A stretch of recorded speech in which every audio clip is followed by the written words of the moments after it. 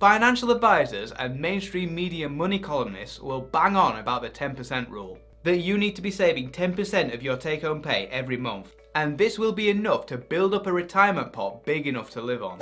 We think that the 10% rule is totally unhelpful and leads to unambitious future planning. It might work if you have 50 years of time to kill and don't mind retiring poor.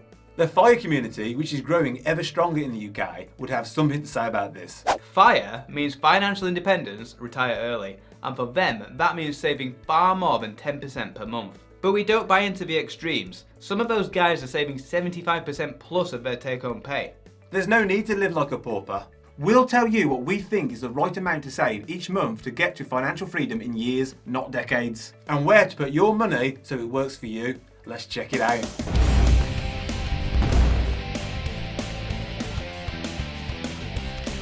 Welcome to MoneyUnshackled.com, the investment and finance channel that sets you and your finances free. I'm Andy and that was Ben. And if you like what we say, hit the like button and click subscribe.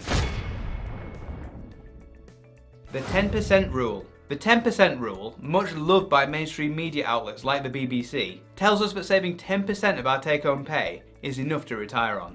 The rule assumes the following to be true: that you'll need less to live on when you're old than you need now, and that you're happy to work and save consistently for 50 long and tiring years. If you're watching this channel, we imagine you're not planning on pushing a button for 50 years.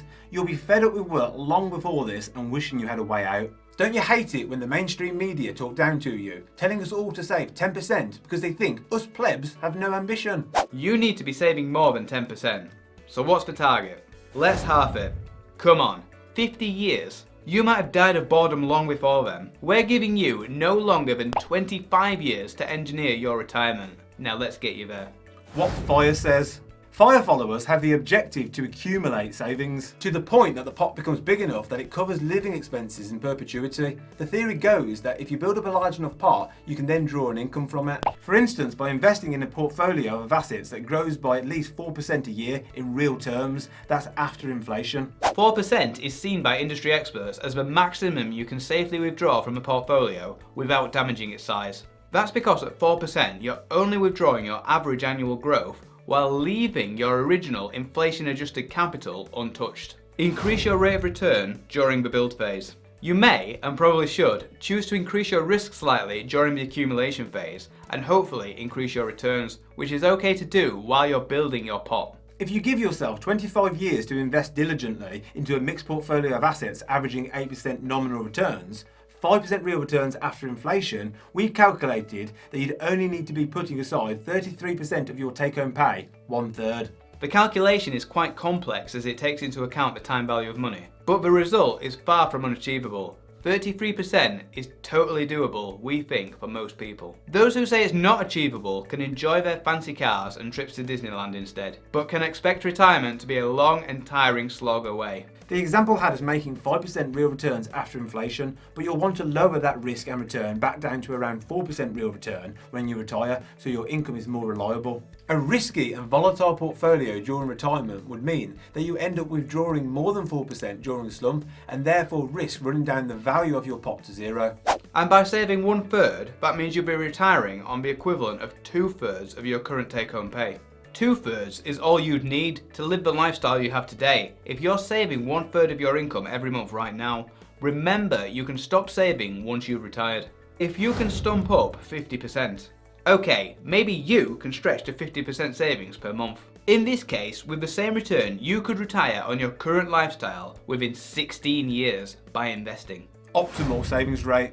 Let's aim to get you retired in 25 years by investing 33% of your take-home pay. This is the minimum that we think that you should be investing if you want to retire before society tells you that you can. If you're over 30, you might want to increase that still further. Remember, you can shave off a decade by upping that savings rate to 50% of income. Why saving gets you nowhere? The easy thing to do would be to save your money in a bank.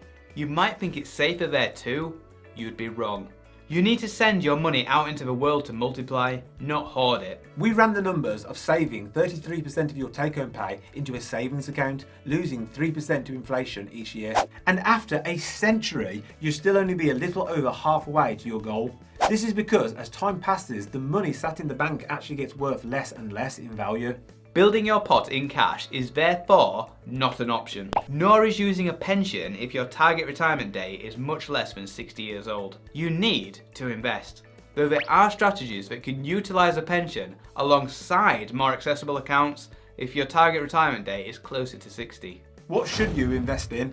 You need to become proficient at investing in a range of asset classes like these if you are to retire early. We'll put a link in the description below to a video called the Endgame Portfolio, which talks about exactly this. What to invest in during the accumulation phase, and then what to switch to during retirement. An easy way to build up your freedom pot is with Nutmeg, the robo-investing app that does all the hard work for you of building a diversified global portfolio that suits your risk appetite. Whether you open an investment ISA, general account, pension, LISA or JISA, you get to try it out for the first 6 months without management fees if you use the special link on moneyunshackled.com. Link to below.